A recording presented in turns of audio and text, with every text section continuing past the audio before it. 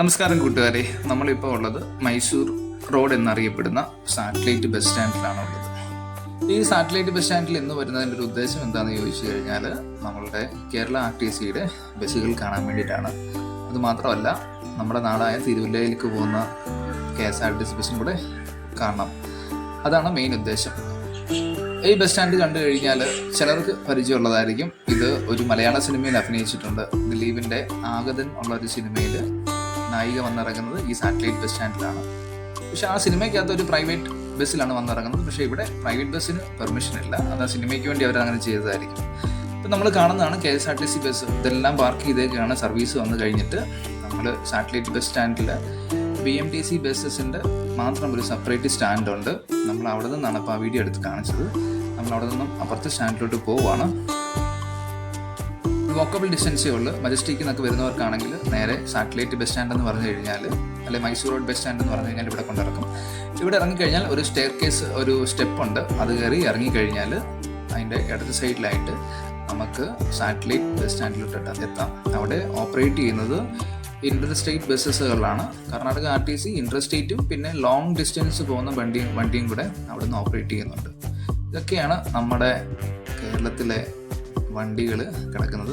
എല്ലാം കൂടെ കേരള വണ്ടിക്കുള്ള ഒരു സ്പേസ് ആണ് ഇവിടെ അലോക്കേറ്റ് ചെയ്തേക്കുന്നവർ.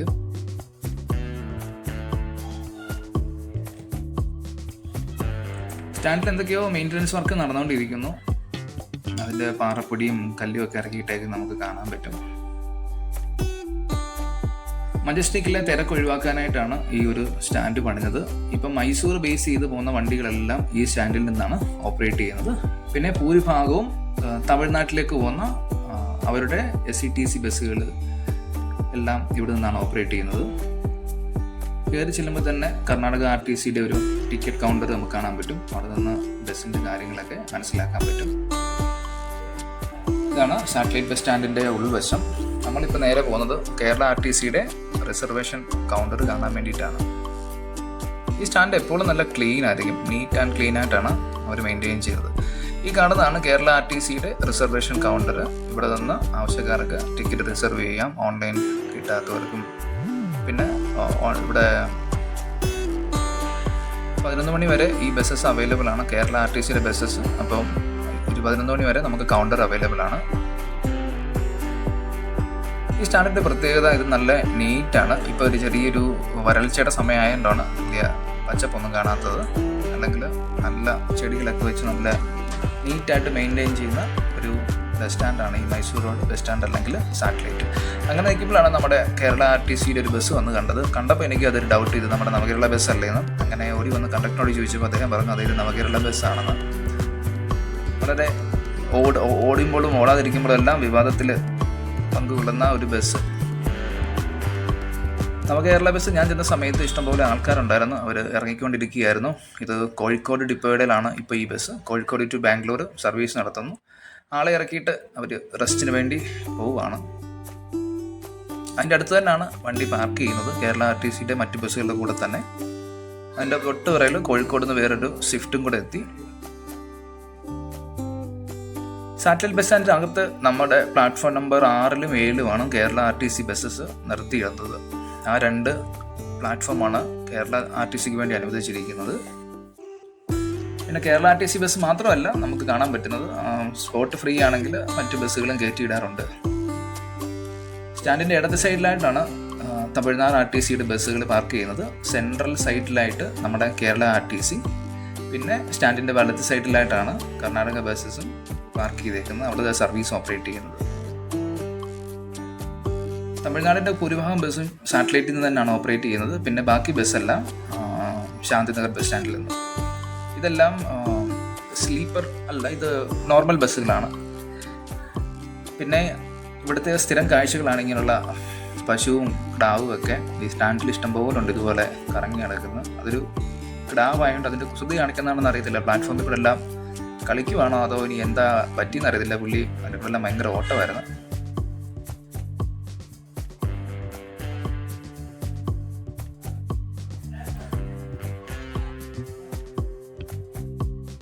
ഒരു പത്തനംതിട്ടയ്ക്ക് പോകുന്ന സ്വിഫ്റ്റ് ബസ്സാണ് കിടക്കുന്നത് പ്ലാറ്റ്ഫോം നമ്പർ 6-ൽ.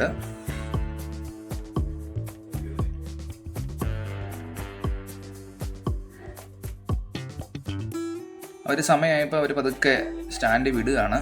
ഇത് കോയമ്പത്തൂർ കൂടി പാലക്കാട് വഴി അങ്ങനെ പോകുന്ന ബസ്സാണ്, സ്വിഫ്റ്റ് ബസ്. ഇവിടെ നിന്ന് വലിയ ആളൊന്നുമില്ല, എന്നാൽ ഇലക്ട്രോണിക് സിറ്റി എത്തുന്നതിന് മുമ്പ് സീറ്റെല്ലാം ഫുള്ളാവും. ബസ്സുകളെല്ലാം സ്റ്റാർട്ട് ചെയ്യാൻ തുടങ്ങി. ഞാൻ ചെന്ന സമയം ഒരു 3 മണി 3:30 4 മണി സമയത്താണ് അവിടെ ചെന്നത്. തിരുവല്ല ബസ് കാണുക എന്നതാണ് നമ്മുടെ മെയിൻ ഉദ്ദേശം അവിടെ ചെന്നതിൻ്റെ. ഒരു ബസ് നേരെ ഫ്രണ്ടിൽ കിടപ്പുണ്ട്, പക്ഷേ ബോർഡ് ഇല്ലാത്തതുകൊണ്ട് നമുക്ക് കൃത്യമായിട്ട് മനസ്സിലായില്ല എങ്ങോട്ട് പോകുന്ന ബസ്സാണെന്ന്. അതിൻ്റെ തൊട്ട് സൈഡിൽ ഒരു പാലാ ബസ് കണ്ട്, ബോർഡ് കൃത്യമായിട്ട് മെൻഷൻ ചെയ്തിട്ടുണ്ട്, അതുകൊണ്ട് അത് പാലാ ബസ്സാണെന്ന് മനസ്സിലായി. ഇപ്പോൾ ഇൻട്രസ്റ്റേറ്റ് ഓപ്പറേറ്റ് ചെയ്യുന്ന ബസ്സസുകൾ ഭൂരിഭാഗവും സ്വിഫ്റ്റിൻ്റെ അണ്ടറിലാണ് ഉള്ളത്.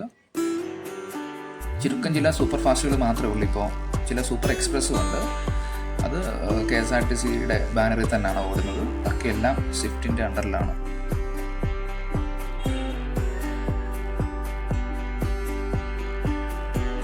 ബസ് പോകുന്നതിന് മുമ്പ് ഗ്ലാസ് ഒക്കെ ഒന്ന് നീറ്റാക്കുകയാണ് നമ്മുടെ ഡ്രൈവർ ചേട്ടൻ.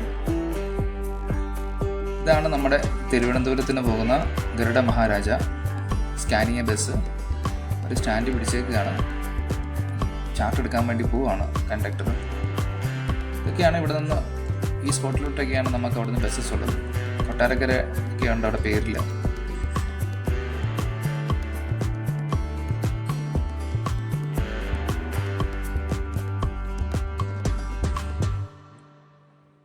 ഈ സാറ്റലൈറ്റ് ബസ് സ്റ്റാൻഡ് നല്ല രസമാണ് കാണാൻ, മൊത്തത്തിൽ നല്ല രീതിയിലാണ്. പക്ഷേ സ്പേസ് ഇപ്പോൾ കുറച്ച് കുറവാണെന്ന് തോന്നുന്നു കണ്ടിട്ട്. അങ്ങനെ നമ്മൾ തിരുവല്ല ബസ് കയറി. തിരുവല്ല ബസ് കയറ്റിയിട്ടേക്കാണ് ഇപ്പോൾ.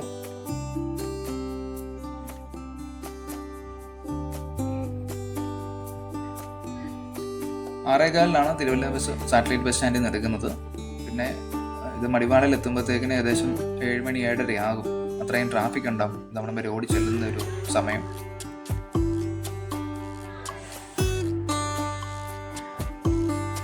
സ്കാനിയ ബസ് ഏകദേശം പോകാൻ വേണ്ടി റെഡിയായി കിടക്കുന്നു. ഇത് KSRTC തന്നെ ഒരു ഹൈബ്രിഡ് ബസ്സാണ്. ഹൈബ്രിഡ് ബസ് എന്ന് പറഞ്ഞു കഴിഞ്ഞാൽ അത് AC സീറ്ററാണ്, AC ഉണ്ട്, പിന്നെ സ്ലീപ്പറും കൂടെ ഉണ്ട് അതിനകത്ത്.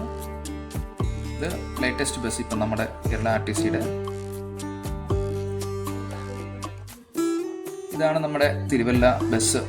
KS036 എന്നുള്ള പേരിൽ രജിസ്റ്റർ അയക്കുന്ന ഇതാണ് തിരുവല്ലയുടെ ഡീലക്സ് ബസ്. തിരുവല്ലക്കാരായ 2 പേരാണ് ഇതിൻ്റെ സാരഥിമാർ.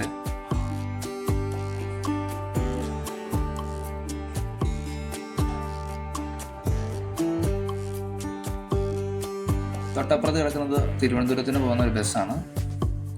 തിരുവല്ല ബസ് കൃത്യം 6:15 സ്റ്റാൻഡിൽ നിന്ന് എടുക്കുന്നു. രാകേഷ് ചേട്ടനാണ് ഡ്രൈവർ, പിന്നെ സുല്ലേട്ടനും കൂടെ ഉണ്ട്. 2 പേരുമാണ് ആ സർവീസിലെ സാരഥിമാർ. ഇവിടുന്ന് വണ്ടി ഇറക്കണമെങ്കിൽ ഇത്തിരി കഷ്ടപ്പാടാണെന്ന് ഇവിടെ ചെന്ന് കഴിഞ്ഞപ്പോഴാണ് മനസ്സിലായത്. എന്നാൽ സർവീസ് കൂടുതലായതുകൊണ്ട്, പ്രത്യേകിച്ച് വെക്കേഷൻ സമയമായതുകൊണ്ടും ഇഷ്ടംപോലെ ബസ്സുകളുണ്ട്. അപ്പോൾ വണ്ടിയെല്ലാം ഇങ്ങനെ കയറി ഇറങ്ങി പോവുകയാണ് ഈ സ്റ്റാൻഡിനകത്തൂടെ. അപ്പോൾ ഇതൊന്ന് വണ്ടിയിൽ നിന്ന് ഇറങ്ങി പോകണമെങ്കിൽ ഭയങ്കര ബുദ്ധിമുട്ടാണെന്ന് അത് അവിടെ നിന്നപ്പോഴാണ് മനസ്സിലായത്. കുറേ നേരം പാടി വിട്ടിട്ടാണ് വണ്ടി അവിടെ നിന്നുകൊണ്ട് ഇറക്കിയെടുത്തത്. തിരുവല്ല ബസ് അങ്ങനെ സ്റ്റാൻഡിനോട് യാത്ര പറഞ്ഞ് അതൊക്കെ മൂവായി അവിടെ നിന്ന്.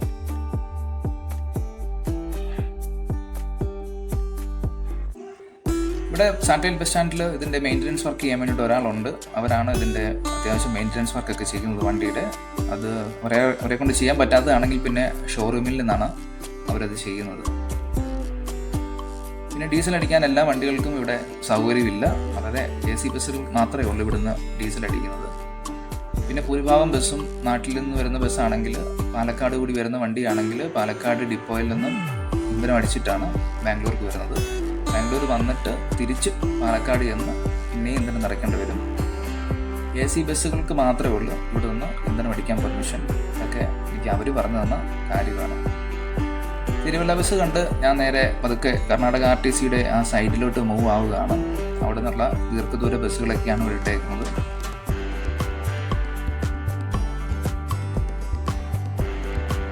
ഇതെല്ലാം മൈസൂർ കൂടി പോകുന്ന ബസ്സുകളാണ്. ഇതെല്ലാം മൈസൂർ ചെന്നിട്ട് പിന്നെ പല സ്ഥലങ്ങളിലോട്ടും, വിരാജ്പേട്ട്, കൂർഗ് പോകുന്നത്, അങ്ങനെയുള്ള സർവീസുകൾ ഇവിടെ നിന്നാണ് ഓപ്പറേറ്റ് ചെയ്യുന്നത്. ഇവിടെ ഐരാവതിൻ്റെ പാസഞ്ചേഴ്സിന് വേണ്ടി മാത്രം ഒരു AC ലോഞ്ച് ഒക്കെ ഉണ്ട്. പിന്നെ ടിക്കറ്റ് ബുക്കിംഗ് കൗണ്ടറും ഉണ്ട്. കർണാടകയിൽ പ്രൈവറ്റ് ബസ്സുകൾ വളരെ കുറവായതുകൊണ്ട് KSRTC ആണ് അവിടുത്തെ ഭൂരിഭാഗവും ഗതാഗതത്തിൻ്റെ ഭൂരിഭാഗവും കാര്യങ്ങളും ഇവർ തന്നെയാണ് കൈകാര്യം ചെയ്യുന്നത്. അതുകൊണ്ട് ബസ്സെല്ലാം ഇഷ്ടം പോലാണ്. ബസ്സുകളെല്ലാം നിറച്ച ആൾക്കൊണ്ടാണ് ബസ്സെല്ലാം ഓടുന്നത്. ഇവിടുന്ന് എയർപോർട്ടിലേക്കും ബസ്സസ് അവൈലബിൾ ആണ്. ആ കാണുന്ന നീല ബസ് ഇവിടുന്ന് കെമ്പഗഡ ഇൻ്റർനാഷണൽ എയർപോർട്ടിലേക്ക് പോകുന്ന ബസ്സസ് ആണ്. സാറ്റലൈറ്റ് ബസ് സ്റ്റാൻഡിന് തൊട്ടടുത്ത് കഴിഞ്ഞാൽ നല്ലൊരു പള്ളിയാണ്, മനോഹരമായിട്ടുള്ളൊരു പള്ളി. ഈ ഐരാവതെല്ലാം മൈസൂർ സൈഡിലോട്ട് പോകുന്ന വണ്ടികളാണ്. അതെല്ലാം പോകാൻ വേണ്ടിയിട്ട് റെഡി ആയിട്ട് നിൽക്കുന്നു. ഞാൻ പതുക്കെ മൈസൂർ സ്റ്റാൻഡിലെ കാഴ്ചകളെല്ലാം കണ്ട് പതുക്കെ ഇറങ്ങിയപ്പോഴത്തേക്കിന് മൈസൂരിൽ നിന്ന് വന്ന ഒരു വണ്ടിയാണ് അവിടെ കിടക്കുന്നത്. പിന്നെ നമ്മുടെ KSRTC എല്ലാം ഒന്നും കൂടെ കണ്ടിട്ട് പോകാമെന്ന് ഓർത്ത് സൂപ്പർ എക്സ്പ്രസ് കിടപ്പുണ്ട്, സ്വിഫ്റ്റ് വണ്ടി കിടപ്പുണ്ട്, നമ്മുടെ നവകേരള ബസ് കിടപ്പുണ്ട്, പിന്നെ ഒരു സൂപ്പർ ഫാസ്റ്റ് കിടപ്പുണ്ട്. പോലീസിൻ്റെ കാവലും ഉണ്ടായിരുന്നു. കുറച്ച് മുമ്പ് വരെ ഇവിടെ തന്നെ പോലീസുകാരുണ്ടായിരുന്നു. നമ്മുടെ RTCക്ക് കാവലാണെന്ന് തോന്നുന്നു, കസേരയൊക്കെ ഇരിക്കുകയായിരുന്നു. പിന്നെ സ്പെയർ ബസ് ആണെന്ന് തോന്നുന്നു അവിടെ കിടക്കുന്ന ഒരു സൂപ്പർ ഡീലക്സ് ബസ്. അപ്പോൾ ഈ കാഴ്ചകളെല്ലാം കണ്ട് പതുക്കെ ഞാൻ സ്ഥലം വിടുകയാണ്. ഇതാണ് ബാംഗ്ലൂർ സാറ്റലൈറ്റിലെ KSRTC ബസ്സിൻ്റെ കാഴ്ചകൾ. വീണ്ടും മറ്റൊരു വീഡിയോയുമായി നിങ്ങളുടെ മുമ്പിലിട്ടെത്താം. എല്ലാവർക്കും നമസ്കാരം. Thank you.